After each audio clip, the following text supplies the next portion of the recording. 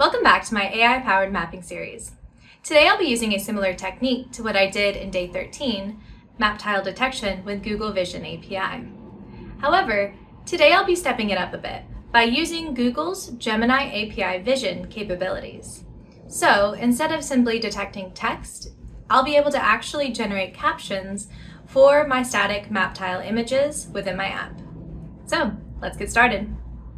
All right, so to start, we're going to use the same method that we did to grab a static base map tile from day 13 using the Esri Leaflet app and going to the Network tab to grab a static tile URL.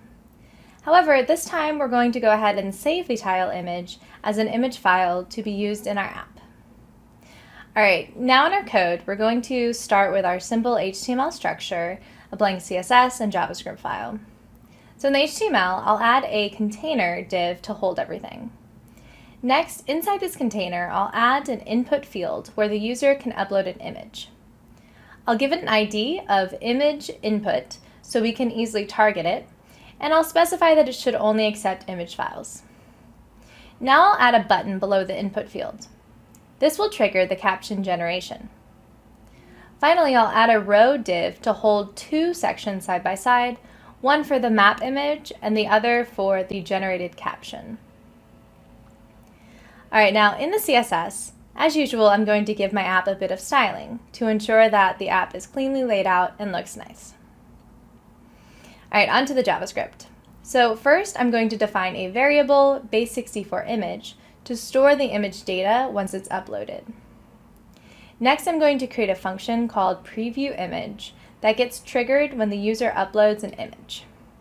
Now inside this function, I'm going to grab the uploaded file from the input element.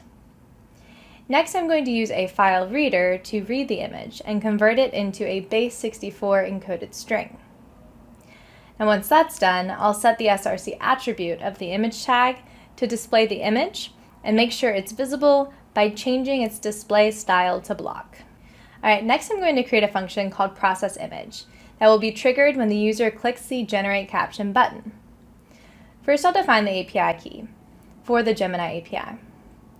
Next, I'll define the URL, which is the endpoint where I'll be sending the API request. And then now I'm going to move on to the request body. And this is the data we'll be sending along with our request to the Gemini API.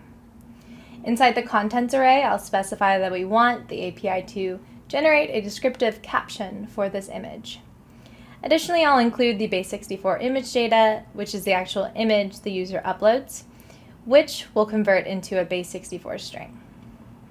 Now this will be sent under inline data with the correct MIME type for JPEG images. All right, once the request body is sent, I'll make the post request using fetch. I'll specify the method as post, and I'll include the content type header as application JSON. Once the request body is ready, I'll make a post request using fetch.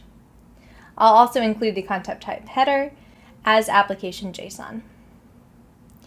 All right, now after making the request, I'll await the response, and once I get the response back, I'll extract the caption text from the JSON response. And finally, I'll place this generated text into the proper HTML element to be shown on the screen.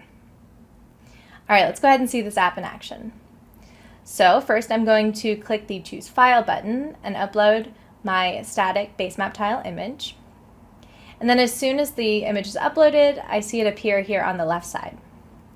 Now, when I click Generate Caption, the app will send the map image to the Gemini API, and the API will process the image and generate a description, which is displayed here on the right.